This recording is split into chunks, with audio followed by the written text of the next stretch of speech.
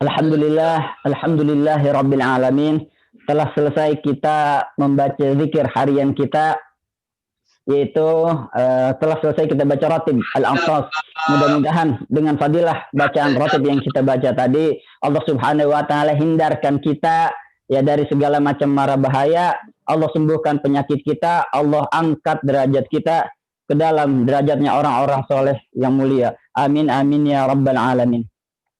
Hadirin para pemirsa ya jamaah ya, para pemirsa penghuni Wisma Atlet, hari ini kita akan membahas tentang 4 bahaya panjang angan. Ya, tentu ini masih berkaitan tentang kondisi kita di awal tahun ini. Sebelumnya ya, dalam tausiah sebelumnya saya membahas tentang hal-hal yang bisa kita jadikan bahan renungan, introspeksi diri bagaimana kegiatan kita di tahun-tahun belakangan ini. Tentu selain kita ya bebenah diri ya tentang hal-hal kebelakangan ini, tentunya kita akan membuat planning ke depannya. Ya, banyak orang-orang kalau di tahun baru itu buat namanya resolusi di tahun ke depan seperti apa. Kira-kira harapan-harapan kita di tahun ke depannya seperti apa. Itu boleh-boleh saja kita membuat prediksi, membuat rencana-rencana ke depan supaya kita lebih teratur, supaya hidup kita lebih terarah. Kira-kira mana yang harus diprioritaskan terlebih dahulu. Tetapi sudah barang tentu ya yang namanya prioritas rencana planning ke depannya ya haruslah dibarengi dengan kekuatan kita, haruslah dibarengi dengan kemampuan diri kita. Jangan sampai harapan-harapan kita hanyalah menjadi angan-angan belaka. Janganlah sampai ya planning kita hanya menjadi angan-angan yang kosong tanpa harapan. Ini ya di dalam Islam ya sudah dibahas tentang bahayanya tulul amal, yaitu angan-angan, panjang angan-angan. Ya dikatakan tulul amal itu sebagai salah satu adalah jebakan setan. Kenapa? Karena tulul amal ya bisa menjadikan seseorang lalai ya. Ya, panjang angan-angan itu adalah bisa menjadikan seseorang ya terjerumus ke dalam berbagai macam keburukan. Apa itu tulul amal? Apa itu panjang angan-angan? Ya, para ulama mendefinisikan tentang angan-angan itu sebagai harapan jiwa atas sesuatu yang dicintainya di dunia. Itu namanya angan-angan. Ya, jadi kalau di dunia ini orang punya harapan tentang sesuatu yang dia cintai, misalnya cinta kepada panjang umur, itu juga angan-angan. Termasuk juga menginginkan kekayaan, ya, harta, benda, wanita dan lain sebagainya, itu juga merupakan angan-angan. Ada juga yang mendefinisikan bahwa angan-angan itu sama seperti khayalan, sama seperti kita menginginkan kehendak yang mungkin bisa saja itu tidak tercapai, ya, atau khayalan itu tidak mungkin diwujudkan, itu juga namanya angan-angan. Ya, ada yang mendefinisikan angan-angan adalah kehendak seseorang untuk memperoleh sesuatu yang bisa saja didapatkan atau bisa saja tidak didapatkan. Dan apabila sesuatu itu telah lewat, ya udah lewat waktunya misalnya, maka dia masih saja mengharapkan hal-hal itu. Itu namanya angan-angan. Ya, bisa dikatakan angan-angan itu adalah sesuatu yang tidak mungkin tercapai, sesuatu yang kalau kita impikan, ya kalau kita khayalkan, bayangkan, itu akan menjadikan kita seseorang yang hidup di dalam fata morgana, yang bisa menjadikan seseorang hidupnya terbayang-bayang, ya berbeda dengan cita-cita. Sebab kalau cita-cita ya itu ada kemampuan diri. Cita-cita itu ya seseorang boleh ya menggantungkan cita-citanya setinggi langit. Bedanya kalau cita-cita itu adalah step by step, ya ada langkah-langkahnya, ada tingkatan-tingkatannya. Misalnya gini, orang ya bercita-cita menjadi dokter, itu boleh saja, maka ada step-stepnya. Ya misalnya dia nanti ketika SMA dia masuk jurusan IPA. Setelah nanti lulus SMA dia kuliahnya jurusan kedokteran dan lain sebagainya. Itu namanya cita-cita. Ada kemungkinan, ada upaya untuk melaksanakan ke sana. Itu namanya cita-cita. Boleh kita menggantungkan cita-cita kita setinggi langit, tetapi juga harus dibarengi dengan ikhtiar, usaha, kemampuan dan kapasitas diri kita tingkatkan sehingga cita-cita itu bisa kita wujudkan. Jangan sampai ya hanya omong kosong belaka, jangan sampai hayalan itu, planning kita, cita-cita itu hanya sebatas angan-angan.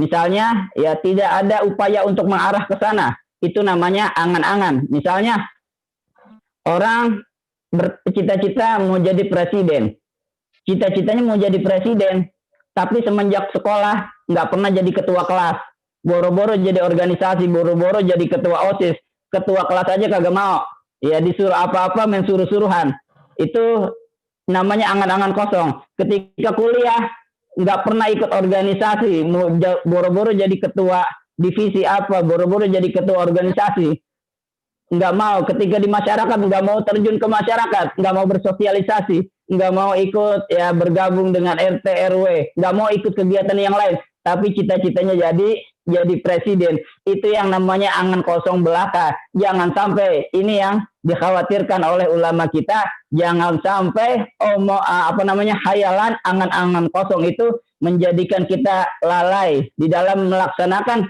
tugas realitas kita di dalam kehidupan sehari-hari. Sayyidina Ali ya pernah berkata, katanya, wahabasani an nafsi bu'da amali, kata Sayyidina Ali, angan-angan panjangku ya telah menahan aku dari manfaat diriku yang sebenarnya. Artinya apa?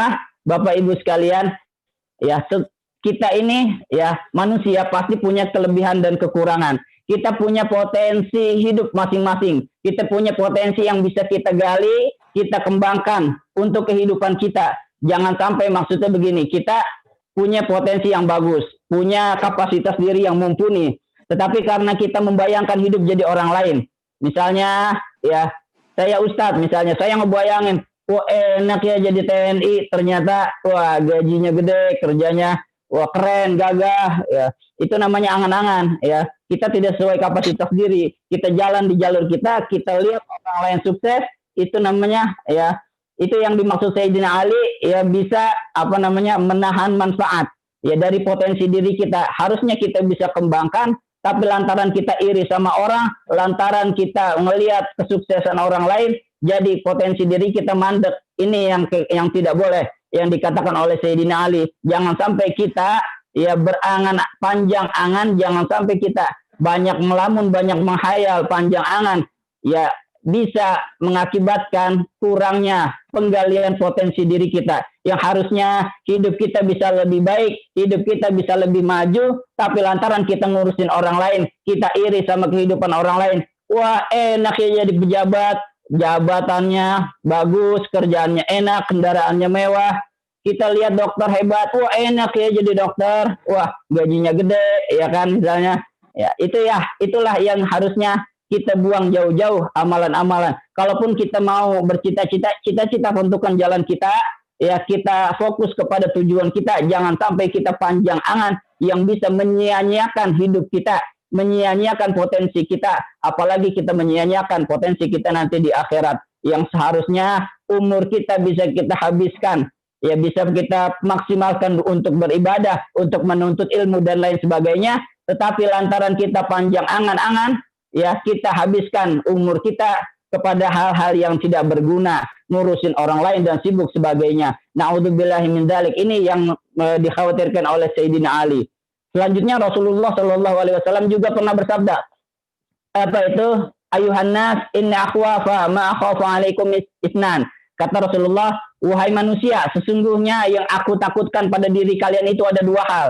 Apa itu kata Rasulullah? Ittiba'ul hawa wa tulul amal. Ada dua hal, yaitu ittiba'ul hawa, mengikuti hawa nafsu. Ini bahaya. Ya, yang kedua adalah tulul amal, panjang angan-angan. Karena apa? Fa'amma ittiba'ul hawa fa yasudda 'anil haq. Kata Rasulullah, ya panjang angan-angan itu mengikuti hawa nafsu itu bisa menghindarkan diri kita dari kebenaran. Wa amma tulul amal fayunsil akhirah, kata Rasulullah. Sedangkan panjang amal, panjang angan-angan, ya itu bisa melupakan diri kita terhadap akhirat.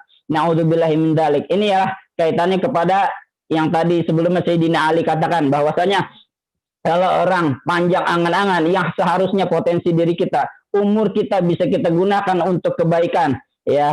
Umur kita bisa kita gunakan, misalnya maksimalkan waktu luang kita untuk ibadah dan lain sebagainya. Tetapi karena panjang amal, kita gunakan hal-hal, ya, ke umur kita gunakan hal-hal yang sebetulnya tidak ada manfaatnya, ya, hanya sebatas angan-angan belaka. Inilah yang kekhawatiran Rasulullah Shallallahu Alaihi Wasallam jangan sampai terjadi pada diri kita dan umat Nabi Muhammad Shallallahu Alaihi Wasallam. Yang namanya harapan, ya, atau cita-cita itu, ya, positif, memang positif, ya. Di dalam bahasa Arab itu harapan itu ada dua makna, ya. Ada terminologi, ya, ada istilahnya tamani, ada yang namanya taraji. Tamani itu adalah angan-angan yang tidak mungkin tercapai. Sedangkan taraji adalah angan-angan yang mungkin kita capai. Itulah yang dimaksud dengan cita-cita. Sesuatu yang bisa kita harapkan, yang bisa menjadikan diri kita termotivasi, itu namanya taraji.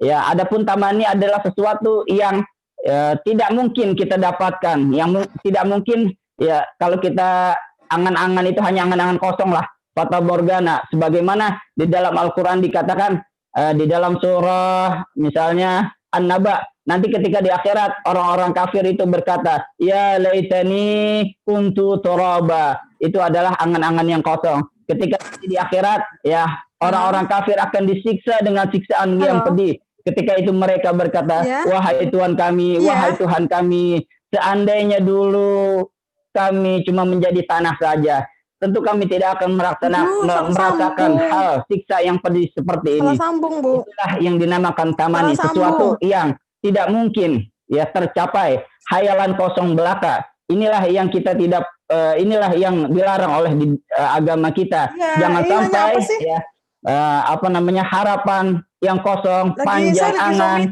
banyak menghayal, itu menjadikan umur kita sia-sia belaka. Jangan sampai, ya, kita mengharapkan kehidupan orang lain yang tidak mungkin kita capai sebetulnya. Itu hanya menimbulkan rasa dengki, rasa iri, serakah, kikir, tamak, sombong, dan lain sebagainya. Maka dari itu dampaknya sangat besar sekali. Selanjutnya ada 4 poin, ya. Al-Imam Al-Ghazali mengatakan ada 4 poin, ya. Kalau kita panjang amal, ya, panjang angan-angan. Salah satunya adalah yang pertama, kata Imam Ghazali, panjang angan itu dapat meninggalkan ketaatan. Ya, yang tadi sebagaimana dikatakan, kalaupun orang itu taat, pasti dia akan bermalas-malasan. Orang kalau udah panjang amal, panjang angan, Bapak Ibu, ya, banyak orang-orang bakal berkata begini, namanya panjang angan-angan, pasti dia merasakan ingin menginginkan hidup selamanya, ingin merasakan umur yang panjang. Pasti orang akan bilang, nanti saja ngerjakan ketaatannya, masih ada hari besok. Sholatnya nanti aja, masih ada hari besok. Sekarang mah kerja aja dulu, sekarang mah ngumpulin duit aja dulu. Yang penting nanti giliran waktunya sholat. Ntar giliran waktunya sholat udah tiba, ntar masih ada ntar. Giliran udah sholat waktu asar udah lewat, masih ada maghrib. Giliran maghrib, masih ada isya. Sampai kelewat tuh 1 hari dia kagak sholat sama sekali. Dibilang, masih ada besok. Ini na'udzubillahi min dzalik. Ini yang dikhawatirkan oleh Al-Imam Al-Ghazali. Bahwasanya panjang amal itu bisa meninggalkan ketaatan. Yang kedua, kata Al-Imam Al-Ghazali, bisa meninggalkan taubat. Ini yang bahaya, lebih bahaya lagi, Bapak Ibu sekalian. Kalau orang, ya, sudah panjang angan-angan, angan-angannya sudah panjang, ya, banyak memikirkan, ya, tentang kehidupannya di dunia, orang-orang bakal bilang, misalnya begini, taubat itu masih lama, taubat itu buat orang tua, saya kan masih muda, ntar aja dulu taubatnya, taubat mau belakangan, kalau misalnya udah mau tua, udah sekarat baru taubat. Ini yang bahaya, Bapak Ibu sekalian. Ya, orang-orang muda itu kadang-kadang kalau dikatakan taubat nggak mau. Sebab apa? Mereka mengira, ya, usia mereka masih panjang. Mereka mengira, ya, badan ini masih kuat, sehingga nanti saja taubatnya. Na'udzubillahi min dzalik. Yang namanya umur itu nggak ada yang tahu. Bahwasanya kalau kita ngumpulin harta, tahu-tahu ajal kita, ya, menjemput. Na'udzubillahi min dzalik. Belum sempat nikmatin harta, tetapi yang kita bawa di akhirat nggak ada. Jangan sampai seperti itu. Ini kekhawatiran yang kedua. Yang ketiga, kata Imam Al-Ghazali, dapat menimbulkan cinta yang berlebihan terhadap dunia dan menyibukkan kita tentang kehidupan dunia sehingga kita lupa tentang akhirat. Orang bakal bilang misalnya begini, aku takut ya, saya takut nanti ketika hari tua nggak punya harta. Saya takut nanti ketika hari tua saya nggak mampu kerja lagi, maka anak-anak saya kelaparan dan lain sebagainya. Saya takut nanti di hari tua tidak bisa menikmati kehidupan saya. Ini yang dikhawatirkan oleh Al-Imam Al-Ghazali. Jangan sampai ya kita nanti ya semasa muda dan semasa tua kita hanya diisi dengan kesenangan-kesenangan dunia belaka. Kalau kita mengikuti angan-angan tidak akan ada habisnya. Sampai tua juga manusia tidak akan puas. Angan-angan kita tidaklah sejalan dengan umur kita. Umur kita paling 60 sampai 70 tahun. Tetapi angan-angan kita bisa lebih panjang dari itu. Jangan sampai kita gunakan ini sia-sia. Yang keempat, kata Imam Al-Ghazali, dapat mengeraskan hati. Mengeraskan hati di sini bukan berarti kasar, bukan berarti bengis. Tetapi keras hati adalah ketika dibacakan Al-Quran, hatinya tidak tergetar. Ketika ada saudara yang kelaparan, kita tidak merasakan empati sama sekali. Itulah yang menjadikan seseorang keras hatinya. Sebab apa? Angan-angannya ya membutakan dirinya daripada realitas kehidupan. Ini yang sangat dikhawatirkan oleh Al-Imam Al-Ghazali. Jadi 4 hal itu, yang pertama adalah panjang angan-angan bisa meninggalkan ketaatan, panjang angan-angan bisa meninggalkan taubat, panjang angan-angan bisa menimbulkan cinta kepada dunia yang berlebihan, dan yang terakhir kata Al-Imam Al-Ghazali bisa menimbulkan, bisa mengeraskan hati kita. Na'udzubillahi min dzalik. Mudah-mudahan kita ya terlepas dari 4 hal ini. Mudah-mudahan kita punya angan-angan. Kita punya angan-angan boleh saja, punya harapan boleh saja, tetapi jangan sampai harapan itu menjadi harapan kosong belaka. Harus dibarengi dengan doa dan ikhtiar sehingga bisa terwujudkan dengan baik. Insya Allah kita bertemu lagi esok hari dan nanti maghrib kajian seperti biasa yang akan dipimpin oleh teman kita Akhinul Kiram Al-Ustaz Hari Cahya Setiawan. Wabillahi taufiq wal hidayah. Wassalamualaikum warahmatullahi wabarakatuh.